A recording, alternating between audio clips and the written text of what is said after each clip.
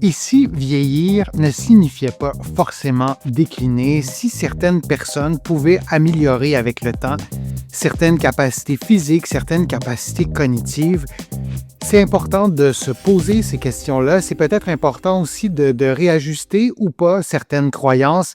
Et on associe bien sûr souvent le vieillissement à des diminutions de capacités physiques. Par exemple, marcher plus lentement, perdre de l'endurance, perdre de façon rapide et significative de la force musculaire et bien sûr les pertes de mémoire, la diminution d'efficacité, le fait de réagir moins vite. On associe tout ça au vieillissement et même parfois la courte liste que je viens de vous faire, lorsque un de ces éléments-là s'invite dans nos vies, on l'associe parfois au vieillissement et on se dit, je dois vieillir.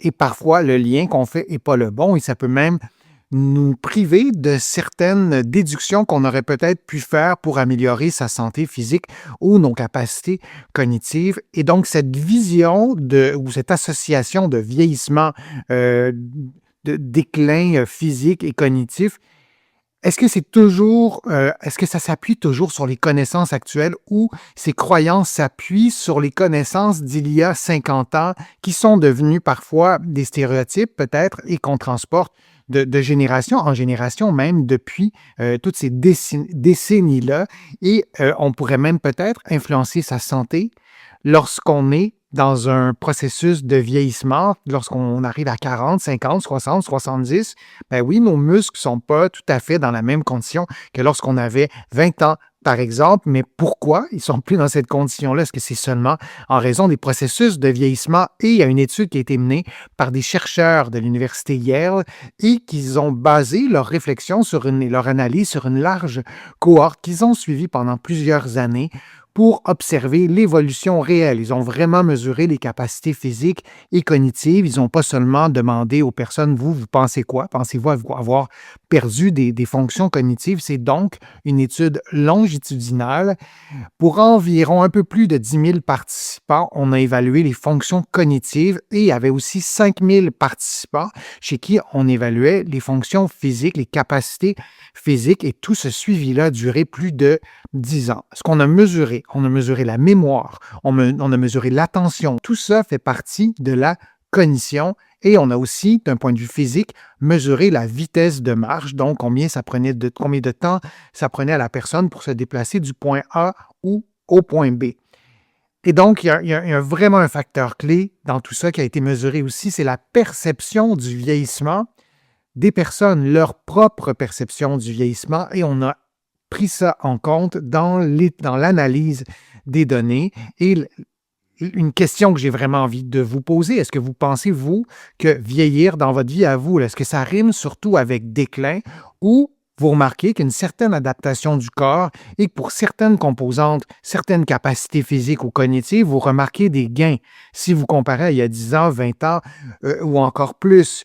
Quelle est votre opinion? Quelle est votre expérience? J'aime vraiment vous lire dans le fil de discussion, mais particulièrement pour ce contenu-ci. Et vous le savez, je lis tous vos commentaires et je m'en sers aussi pour vous présenter de nouveaux contenus. Donc, j'ai hâte de lire vos commentaires. Les résultats de l'étude, d'abord, le vieillissement n'est pas uniquement un déclin. C'est vraiment une croyance de penser ça. Et dans les résultats vraiment déterminants, les chercheurs ont observé que chez 45% des participants, on notait une amélioration des fonctions cognitives ou des capacités physiques. C'est presque un participant sur deux sur une durée de 10 ans chez qui on observait, par exemple, une meilleure performance au test de mémoire. Les personnes pouvaient marcher plus rapidement. Donc, oui, il y avait des améliorations et ce n'était pas seulement un déclin.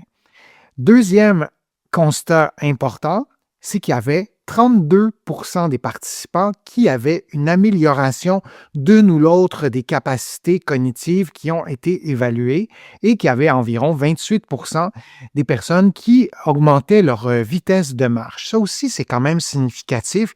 On avait des participants qui non seulement qui observaient, mais qui démontraient une amélioration des capacités physiques ou cognitives, ou les deux.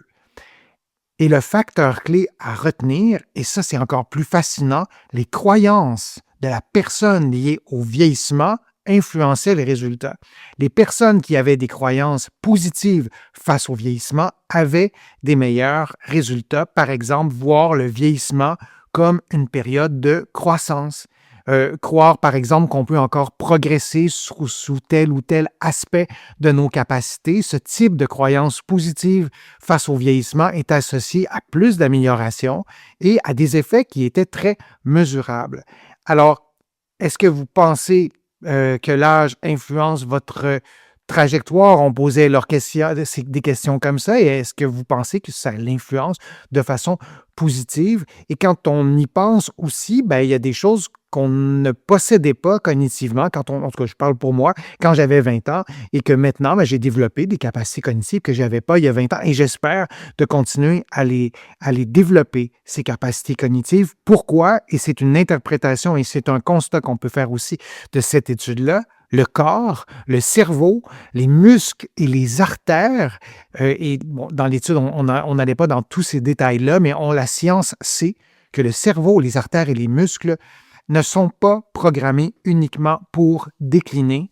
Il y a vraiment plusieurs éléments, notamment nos habitudes de vie, notre alimentation, l'activité physique, le fait d'être longtemps assis, le tabagisme, l'alimentation de type anti-inflammatoire ou méditerranéenne ou l'alimentation de type MIND, M-I-N-D, ben, c'est associé à des effets positifs sur notre corps. Pourquoi? Parce que le corps s'adapte positivement quand on le place dans un environnement positif et bénéfique, disons, et particulièrement votre cerveau, vos muscles et vos artères, il ne faut pas les oublier, celles-là, et toutes ces belles structures-là conservent une capacité d'adaptation.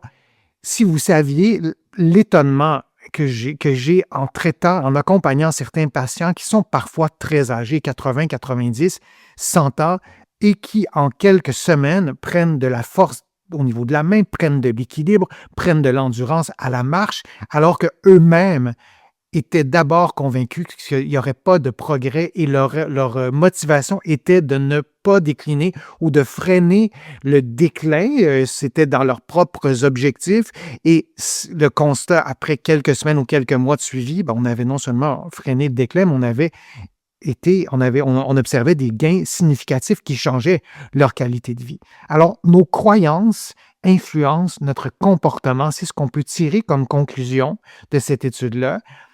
Et il y a des éléments fondamentaux. Donc, rester actif, essayer des nouvelles activités, sortir parfois un peu de sa zone de confort, opter pour des habitudes de vie qui font du bien à notre corps. Tout ça influence notre santé, mais surtout influence la capacité d'adaptation de notre corps.